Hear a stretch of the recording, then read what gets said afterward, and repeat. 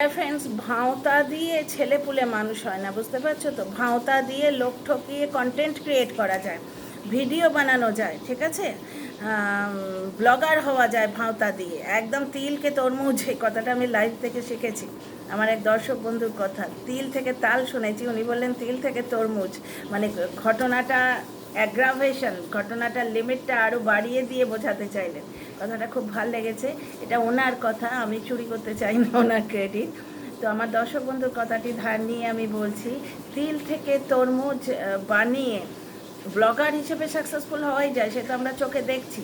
যে জিনিসটা একদম ঘটেনি সেই জিনিসটাকে বলে বলে বলে বলে একটা মিথ্যের আবরণ, একটা মিথ্যে কথার একটা বাবল তৈরি করে দেওয়া যায়, কিন্তু বাস্তব জীবনে সেটি হয় না। বাচ্চার পিটিএমে যাওয়া হয়নি, ঠিক আছে। এবার এখানেও কিছু কথা আসছে, আমার দর্শক বন্ধুরা কিছু কথা বলছেন। একটা কথা বলি ডিয়ার ফ্রেন্ডস, আমি যে স্কুলগুলোয় দেখেছি, পার্সোনাল কথা আমি কিছু বলবো না, আমার স্কুল সম্বন্ধে কিন্তু প্রচণ্ড এক্সপিরিয়েন্স আছে। প্রচুর স্কুল আমি দেখেছি, সেই স্কুলের একটা ডিসিপ্লিন আছে। তার মানে এমন নয় যে পৃথিবীর অন্য কোনো স্কুলে এই ঘটনাগুলো ঘটে না। আমি মোটামুটি যে স্কুলগুলো দেখেছি সেখানে একটা ডিসিপ্লিন আছে। আমার নিজের পার্সোনাল জীবনেই একটি ঘটনা হয়েছিল, সেটা আর আমি ব্লগে বলছি না। যে যখন তখন ক্লাস টিচাররা কিন্তু পেরেন্টসের সঙ্গে মিলতে পারে না, যেগুলো স্ট্রিক্ট ডিসিপ্লিন ওলা স্কুল, নামি দামি স্কুল। তার মানে যে স্কুলে মিলতে দেয় সেখানেও দেখবে বুধবার বলবে, শুক্রবার বলবে বা শনিবার বলবে, সেখানেও একটা ডে আছে। সপ্তাহে হয়তো একটা দিন অ্যালাউ করলো যে হ্যাঁ, ছোটো বাচ্চাদের টিচাররা পেরেন্টসদের সাথে মিলতে পারে একটা দিন, সেটাও একটা ডিসিপ্লিন আছে। তার মানে সেই স্কুলগুলো যে ব্র্যান্ডেড নয় সে কথা আমি বলিনি এবং বলছিও না। যারা ভাবে তারা, তাদের মতো মূর্খ আর কেউ নেই। কারণ পৃথিবীর সমস্ত জায়গায় কি হচ্ছে সেটা কি আমি জানি নাকি? হ্যাঁ, অনেকটাই জানি, পুরোটা জানি না, ঠিক আছে। আমি যেটা জানি অনেকটা জানি, কারণ আছে তার। তো স্কুল সম্বন্ধে আমার বেশ কিছুটা এক্সপিরিয়েন্স আছে, এবং সেই সমস্ত স্কুলে অনেক সময় ভালো করতে গিয়ে আমি বিপদে পড়েছি, বুঝতে পারছো? যে পেরেন্টসের প্রবলেম শুনে ভালো করতে গেলাম, তার সঙ্গে একটু কথা বলতে গেলাম, কিন্তু সেটা স্কুলের রুলের খেলাপ আর কি। তো সুতরাং পেরেন্টস টিচার মিটিং, বিশেষ করে তুলতুলে বাচ্চার পেরেন্টস টিচার মিটিং যেখানে মা নেই, সেখানে তো আরও দায়িত্ব বেড়ে যায় বাবার। সুতরাং এগুলো কন্ট্রোভার্সি ক্রিয়েটারদের বলে দেওয়ার ব্যাপার নয়, এগুলো ভেতরে এইখান থেকে আসে। যে বাবা তার সন্তানকে ভালোবাসে সে নিজে যাবে। এই খাবারটা খেতে পাচ্ছে না, বলুন তো ম্যাডাম কি করে খাওয়াবো? এটা কি আমার বাড়ি থেকে যে খাবার দেওয়া হয় ছেলেটা খায় তো? ও অন্য কারুর কোন খাবারটা পছন্দ করে আপনি একটু বলতে পারবেন? আমরা তাহলে সেটা ট্রাই করে দেখব। আচ্ছা, এই জিনিসটা ওকে কিভাবে শেখাবো? মানসিক ডেভেলপমেন্ট, প্রচুর ব্যাপার থাকে। মানে আমি একটা ভিডিও কেন, সারাদিন যদি এটা নিয়ে বকবক করি তবু এর অ্যাঙ্গেলগুলো শেষ করতে পারবো না। তো পেরেন্টস টিচার মিটিংয়ে যায়নি, ঠিক সেই যেরকমভাবে দিদামার অন্ত্যেষ্টি হচ্ছিল, পাশে ফোন নিয়ে দাঁড়িয়েছিল। এগুলো তোমরা বড় ব্লগারের লাইভে শুনেছো, তাকে কনফ্রন্ট করতে পারবে না, সুতরাং এগুলো ধ্রুব সত্য হিসেবে মেনে নিয়েছো। কিন্তু আমার কমেন্ট বক্সে এসে বা আমাকে বলছো যে এই ব্যাপারগুলো এইভাবে হয়েছে, বুঝতে পারছো তো? সেখানেও তোমরা দেখেছো চতুর্থীর কাজ কোনো রকমে শেষ করে গিয়ে ঠাকুর দেখতে যাওয়া হয়েছিল, রাত্রির বেলা সেজে গুজে ঠাকুর দেখতে যাওয়া হয়েছিল। এগুলো তো ডিজিটাল প্রুফ, সেই জন্যে বলা হয়েছে। তাহলে কোনো জিনিসের প্রতি কতটা মমত্ব, কতটা মায়া, কোনো রিচুয়ালসকে কতটা তারা ফলো করে, সেটা ভিডিও দেখলেই বোঝা যায়। আর তার উপর তো দিদি আছেই, দিদির প্রতি ব্যবহার তোমরা সবাই জানো, সবাই চোখের সামনে দেখেওছো। আচ্ছা, এবং একটি স্ক্রিপ্ট লেখা হচ্ছে, সেটিও আসবে কিছুদিনের মধ্যে। এইবার সেটি অবশ্য শুনেছি নাকি বাবাকে দিয়ে বলানো হবে। অনেক দিন আগে নিজেই ব্লগে বলেছিল যে আমার বাবার ভেতরের দুঃখগুলো একদিন জাহির করবে। তো স্ক্রিপ্টটা লেখা হচ্ছে এবং প্র্যাকটিসও হবে, তারপর আসবে, এখনও আসেনি। তো এইবার শোনো কথাটা। এবার শাক দিয়ে মাছ ঢাকার জন্য আজকে টাইটেল দেয়া হয়েছে যে ছেলের ভবিষ্যৎ নিয়ে খুব চিন্তিত। ছেলের ভবিষ্যৎ নিয়ে যে গার্জেন চিন্তিত হবে সে পিটিএমে যাবে না, সে টিচারের সঙ্গে ইন্টারাকশন করবে না, সে টিচারের সঙ্গে ডেফিনেটলি ইন্টারাকশন করবে। সে যেখানে ছেলের ওয়েলফেয়ার পাবে সে দৌড়ে দৌড়ে যাবে, রইল আমার বাকি সব কাজ পড়ে। মানুষের উদ্যোগ্য যে বাসনা, মানুষের যে ভেতরের মমতা, সেটা ফুটে ফুটে আসে এইভাবে। ঠিক আছে। আচ্ছা, আর একটি কথা আমার এখানে ক্লিয়ার করার আছে। বারবার বারবার রটানো হচ্ছে, এটা আমি বলছি আমার টিনাকে যারা ভালোবাসো তাদের জন্যে, তারা যেন হতাশ হয়ে যেও না এই সমস্ত মিথ্যে কথা এবং গাল গল্প শুনে। Dear friends, welcome back to my channel my world of words. আমি সৌমি, আমি আপনাদের সবাইকে আমার চ্যানেলে ওয়েলকাম করছি। ডিয়ার ফ্রেন্ডস, এক্সপ্লেন করি। এই রকম কথাগুলো, এইরকম গাল গল্প তোমাদের কাছে আসবে, কিন্তু এগুলো দেখে তোমরা যেন হতাশ হয়ে যেও না। একটি রটনা কন্টিনিউ, সে প্রথম দিন থেকে রটিয়ে যাওয়া হচ্ছে যে ছেলে ছেড়ে গেছে, ছেলে ছেড়ে গেছে। তোমরাও জানো, আমিও জানি যে ছেলে ছেড়ে যায়নি, তাকে বাচ্চাটা দেয়া হয়নি। সেটা কিন্তু ডিজিটাল প্রুফ আছে। সেখানে যে লোকটা এই নোংরামোটা ওয়াইটিতে ছড়িয়েছে, এই নোংরা কেচ্ছা বেচে যে মানে বাড়ি বানাবে প্ল্যান করেছিল, সেই লোকটি নিজে বলেছে যে আমি বলেছিলাম বাচ্চাটা আমায় দিয়ে দাও, তা হবে না বলেছে। বুঝতে পারছো? যার জন্যেই 7 থেকে 8 মাস চুপ করিয়ে রেখেছিল। বুঝতে পারছো? Everything is manipulated. হ্যাঁ, কিছু কথা বলা যায়, কিছু কথা বলা যায় না। Everything is manipulated. ওই হোয়াটসঅ্যাপ চ্যাটটাও ম্যানিপুলেটেড ছিল, আমি তোমাদের বহুবার বলেছি। ঠিক আছে। আর দ্বিতীয় কথা, হোয়াটসঅ্যাপ চ্যাট যদি সত্যি বলে ধরা হয়, তাহলে ব্লগে যে বলা হলো কাট অফ হয়ে গেছে, ব্রেকআপ হয়ে গেছে, সেটাও সত্যি বলে মানতে হবে। কারণ বুড়ো আঙুলটা যদি সত্যি, তাহলে এই আঙুলটাও সত্যি। বুঝতে পারছো? একটা মানুষের একটা কথা একবারে ধ্রুব সত্য, পাত্থার কালকি, সে তো মেনে নিয়েছে। আর সে যখন বলছে যে না এখন কিছু নেই, ছেলে ছাড়া কিছু নেই, সেটাও তাহলে মানতে হবে। তো যাই হোক, তাকে যে ছেলে দেয়া হয়নি তার প্রমাণ অনেকবার আমি দিয়েছি, আবার দিচ্ছি। তাহেরপুর থানায় তারা রাত্রি 3টে অবধি বসেছিল। এটা তাহেরপুর থানাতে দাঁড়িয়ে রিকভারির দিন সেই মেয়ে বলেছিল, মাকে নিয়ে বাবাকে নিয়ে যেদিন রিকভারি করতে যাচ্ছিল সেদিন সে নিজে বলেছিল। ঠিক আছে। আচ্ছা, রিকভারিটা আইনসম্মত না হলে পুলিশের লোক সঙ্গে যেত না, প্রশাসন সঙ্গে যেত না, ওটা ডিভোর্স আইনে রয়েছে। ঠিক আছে। এইবার ফিরে আসি টপিকে। তাহেরপুর থানায় সারা রাত বসেছিল। সেখানে তাকে বলা হয়েছিল আপনি বললেই, কেস দিলেই কিন্তু আমি এক্ষুনি তাকে বাড়ি থেকে তুলে আনবো, কারণ বুকে পিঠে ঘুষির দাগ ছিল। এইগুলোর প্রমাণ আমি দিচ্ছি, কারণ বারবার বারবার বলা হচ্ছে ফুটেজ আছে, ফুটেজ আছে, ফুটেজ কিন্তু আসেনি। ঠিক আছে। আমার কাছে এত প্রমাণ আছে, নার্সারির বাচ্চার মতো প্রথম দিকে বলা হতো। এখন অনেক পরামর্শদাতার আগমন ঘটেছে, সুতরাং জিনিসটা এখন পলিশড হয়েছে, কিন্তু মাঝে মাঝে হুমকি দেওয়া হয়। কিন্তু ব্যাপারটা হচ্ছে ফাঁকা হুমকিতে আর কেউ ভয় পায় না। বুঝতে পারছো তো? ফাঁকা হুমকিতে কেউই ভয় পায় না।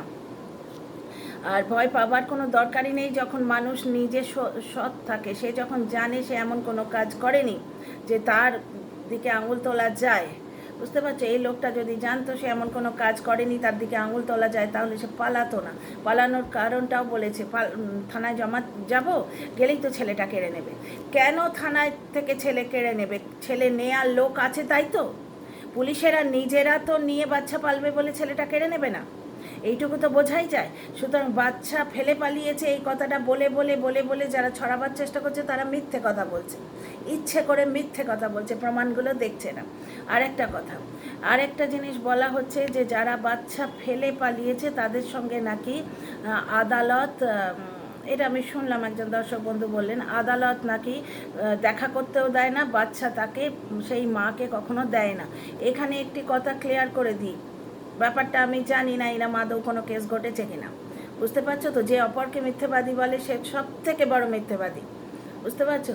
এইবার ব্যাপারটা হচ্ছে যে এই কথাটা যদি ঘটেও থাকে, যে মা বাচ্চা ফেলে গেছে, এখানে বাচ্চা ফেলে কেউ যায়নি টিনার ক্ষেত্রে। সুতরাং টিনারকে যারা ভালোবাসো সেই সমস্ত দর্শক বন্ধুরা, তোমরা এই সমস্ত মিথ্যে কথা গাল গল্পতে কখনোই আঘাত পেও না বা নিরাশ হও না। তোমরা হও না, যথেষ্ট ম্যাচিওর জানি, কিন্তু আমি আমার কর্তব্য করলাম, আমার বলা দরকার তাই আমি বললাম। দেখো, প্রত্যেকটা জিনিস এখানে কিন্তু আমি আইনের কথা বলবো না, বলা উচিত নয় অনলাইন, কিন্তু প্রত্যেকটা জিনিস পরিস্থিতি অনুযায়ী ভারী করে।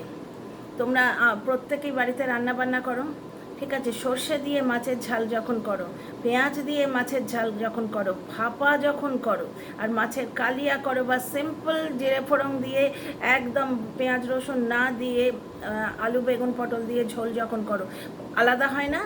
প্রত্যেকটার ক্ষেত্রে মশলা আলাদা হয় নাকি? যখন আলু বেগুনের ঝোল হয় তাতে গরম মশলা পড়ে না তো? ঠিক সেই রকম প্রত্যেকটা ব্যাপার, প্রত্যেকটা কেস আলাদা আলাদা। যেখানে ফেলে যাওয়া হয়েছে সেখানে যদি নাও দেয়া হয়, যে মার থেকে কেড়ে নেওয়া হয়েছে সেখানে দেয়া হবে এবং কেড়ে নেওয়ার কারণ জিজ্ঞেস করা হবে। কারণ এর আগে আমি তোমাদের একটি কোর্ট কেসের কথা বলেছিলাম, যেটি আমি কোর্ট কেস হিসেবে বলিনি, ওটা আমি একটা ভিডিওতে দেখেছিলাম।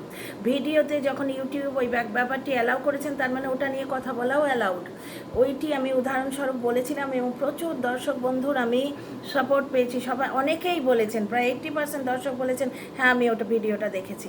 সেখানে কি বলা হলো, যে প্রথমে জিজ্ঞেস করা হলো, মহামান্য আদালত জিজ্ঞেস করলেন যে কে কে টেক কেয়ার করে বাচ্চাটার না, তখন অপর পক্ষের লয়ার বললেন হাজব্যান্ডের সিস্টার। তখন সিধা মহামান্য আদালতের প্রশ্ন এটা ছিল, why sister when mother is available. তো সুতরাং কেসটা কিন্তু উল্টে যেতে পারে। হ্যাঁ, মিথ্যে কথা বলে কন্টেন্ট ক্রিয়েট করা একটা জিনিস, ওয়াইটিতে বসে 10 মিনিটের একটা কন্টেন্ট, একটা ভিডিও ক্রিয়েট করে দেওয়া যায়, বুঝতে পারছো? এবং মিথ্যে কথা জেনেও একদল দর্শক দেখতে আসে, সেখানে ব্যাপারটা কেসটা আলাদা। কিন্তু যেখানে রিয়েল কথাবার্তাগুলো হবে, রিয়েল তর্কাতর্কি হবে, রিয়েল বহস হবে, সেখানে এই কথাগুলো ধোপে টেকবে না। কারণ বাচ্চা ছেড়ে যাওয়া হয়নি, বাচ্চা কেড়ে নেওয়া হয়েছে। উল্টে জিজ্ঞেস করা হতে পারে যে দুধের বাচ্চা যে ব্রেস্টফিড নেয় সেই বাচ্চাকে আলাদা করা হলো কেন? ঠিক আছে, সেই বাচ্চাকে আলাদা করা হলো কেন? যে সমস্ত কথারা, যে সমস্ত